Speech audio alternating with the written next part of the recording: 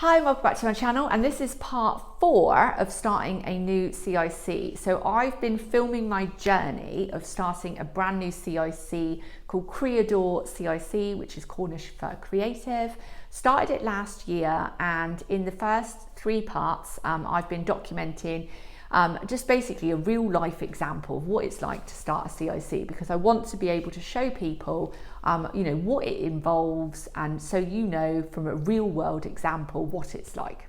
So in the first 3 you saw me basically set up the basics to sort of plan ahead of what we were going to do. We got a National Lottery Heritage grant for our first project in year 1, so that was a big focus of the first few parts, which you can go back and watch.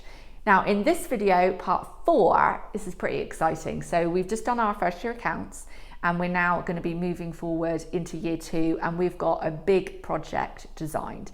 So in this video, I'm going to be telling you all about what we've got designed, how we're going to be moving forward with grant funding and also independent income. So it's really exciting. I'm going to get into it now.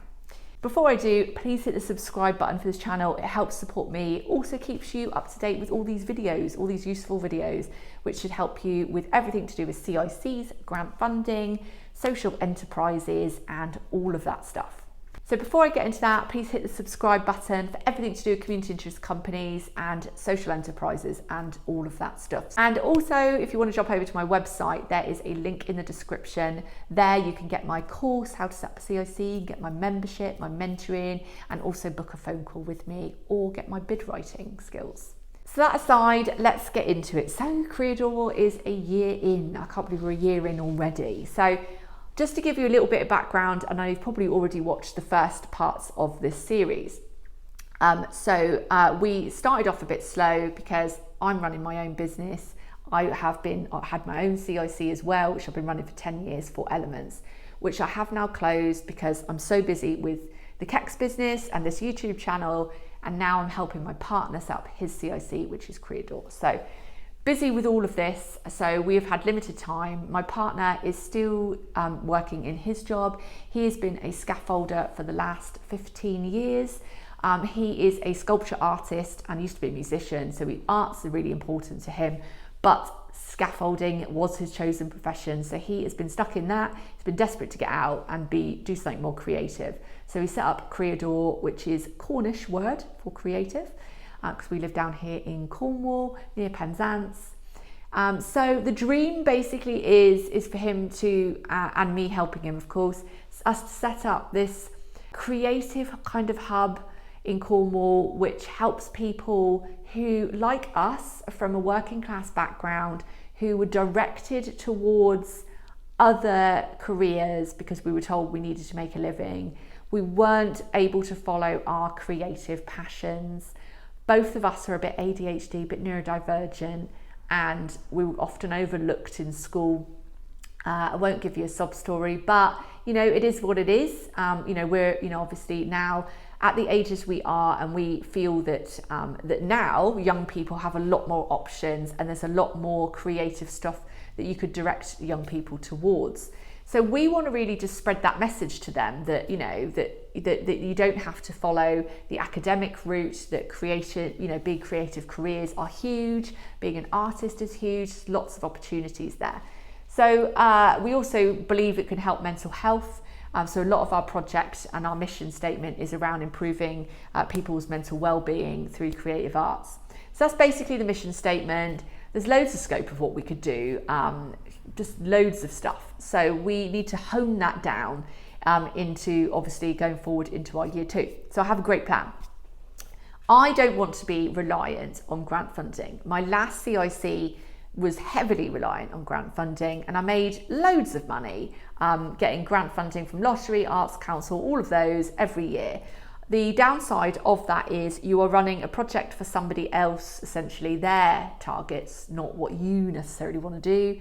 You have to do all the applications, you get audited, you get scrutinised, and there's just all of that goes with it. So although I think grant funding is amazing, it also has its pitfalls, and I think it's nicer to have a balance and not be totally reliant on it.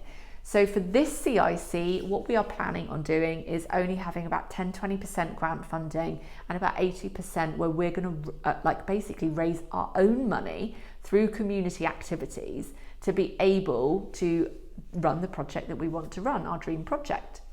So I'm going to give you my two plans, my two key income streams that I have come up with for year 2 and beyond in this video. So one is I have organised a event, basically a community creative arts fair. Arts fairs are massive. It's an easy format. You book a hall, you hire the table out to a bunch of artists and creative projects, and then you obviously publicise that, get the public in for free, and that's how it works. So you earn the money from hiring the table space. So I found perfect location, which was an old cattle market that is used for a farmer's market locally. Perfect location, it's right by like a kids park, skate park. Anyway, so I went in there and spoke to them, and I was really hoping they'd give me the space, and they did. But not only that, because we're a CIC, they're going to give it to us for free, which is amazing. So we don't have an overhead coming out of our profits. So that means if we hire, let's say 30 tables, that will be £3,000. We don't have to pay out any rent. We obviously will have to do some advertising and a bit of organising, but it's fairly low key. Plus we're going to be able to exhibit at the event ourselves. So that will help us get into the community. We can do community engagement, we can do some feedback forms, can run some workshops, all as part of the event.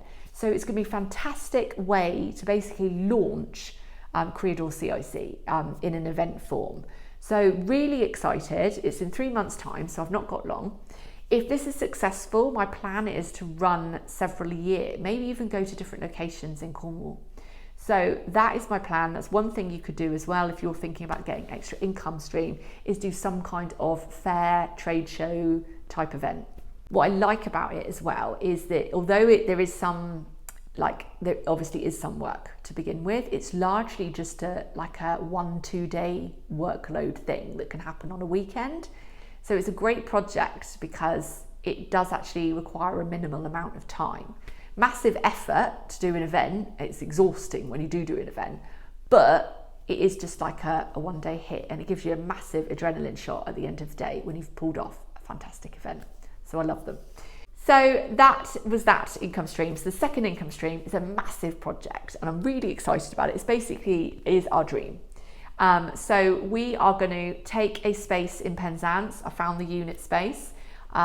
It's like a shop space. We weren't able to get it free because we're a CIC, although that is something you can explore in the community. But this particular one is one that we're going to have to pay for. But we won't have to pay business rates because we're a CIC. That's a benefit. Now it is going to give us a space in town, and we are going to basically cover the rent and the overheads by using it as a co-working space where we'll rent little desks and little units inside it to creatives and other, creatives and business people that maybe want to just come down with a laptop, like a co-working space, and work in that way. So we can have membership, rentals. We'll also be able to do paid workshops there, rent our workshop space out to other people as well. We can do little events down there, training sessions, and being able to bring in that revenue is going to pay our overheads. It's going to be able to pay us to do the projects that we want to do. So I want to run a job club and a youth club. So we're going to be able to do that there. We're going to be able to get the support from the local DWP as well to run a job club. So we're going to be able to do the things that we want to do, which is basically, like I said, get our message to people who are long-term unemployed, maybe people with disabilities and young people, that creative careers can be a pathway to you. So that's our whole model, that we're going to be able to deliver in that space whilst paying our wages and the space hire and all those overheads with the co-working rental and also the events. So you see, that is how we will be sustainable long term. That's my plan.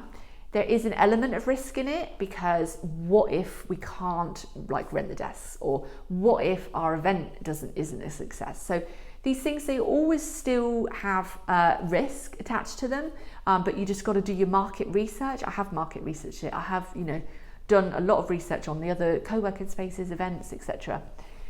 And also I have a lot of experience in doing this sort of thing. So I have run fairs and events before, so I kind of know how to do it. So yes, there is still a risk, but I'm pretty confident we're going to be successful. You'll find out by part 5, because I'm going to be really honest. If it's a disaster, I'm going to tell you. On what I've learned from things. No doubt I will make some mistakes, or some things will go wrong. So I will let you know in the next part. So that is it for this part 4. Really excited and a bit nervous for part 5. So hopefully I'll be able to deliver that to you. I'm hoping probably before Christmas. So I'll try to get one in before Christmas, and then the event is in January. So if I get one in, hopefully when we've set up the co-working space and we're rolling, and then in the new year, that'll be like part 6. You'll find out about the event and stuff as well, and how successful that was. So stay tuned.